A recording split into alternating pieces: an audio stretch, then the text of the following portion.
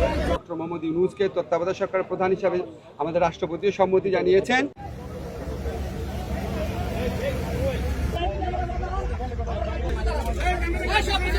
আমরা একটা এক্সট্রাঅর্ডিনারি সিচুয়েশনে এই সরকার গঠন করতে যাচ্ছি। এক্সট্রাঅর্ডিনারি সিচুয়েশনে সরকার গঠনের ক্ষেত্রে বিভিন্নভাবে এটাকে বৈধতা দেওয়ার সাংবিধানিক রীতি আছে, নিয়ম আছে, সেটা ফলো করা হবে। সরকারের মেয়াদ এখনই ঠিক করা হয়নি, ওইটা আমাদের এই ছাত্র জনতা, আমাদের যারা সমন্বয়করা, ওনাদের প্রস্তাব ক্রমে ডক্টর মোহাম্মদ ইউনূসকে তত্ত্বাবধায়ক সরকারের প্রধান হিসাবে আমাদের রাষ্ট্রপতিও সম্মতি জানিয়েছেন। অন্তর্বর্তীকালীন সরকার হিসেবে উনি আসার পর এই ব্যাপারে একটা ঘোষণা আসবে।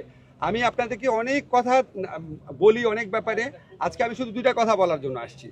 একটা হচ্ছে আমি আমাদের ছাত্র যারা সমন্বয়ক আছে, নাহিদ, আসিফ, তারপরে আপনার হাসনাত, সারজিৎ, বাকের, আজকে ওদের সহ অন্যরা মানে মূলত আলোচনা করেছে চারজন। তো ওদের যে আলোচনার স্কিল দেখেছি, ওদের যে আলোচনার আউটকাম দেখেছি, এটা একটা মুগ্ধ করার মতো। মানে আমি নিজে বিশ্বাস করতে পারি না আমরা এত ম্যাচিউরলি সব কিছু এত ডিল করতে পারি। আমরা খুবই লাকি, আমরা শুধুমাত্র মানে অভ্যুত্থানের নেতা পাই নাই, ইনশাআল্লাহ আমার মনে হয় রাষ্ট্র গঠনের নেতা আমরা পেয়ে গেছি ওদের মধ্যে।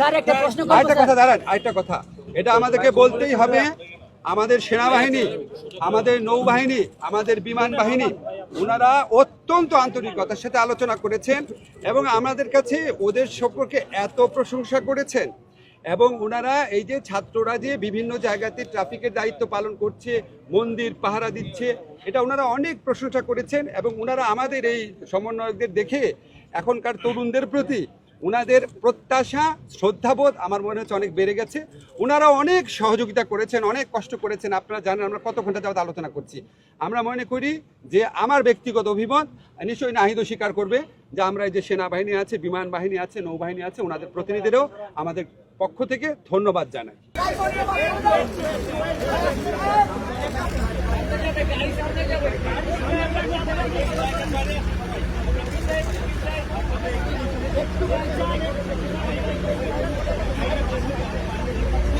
What?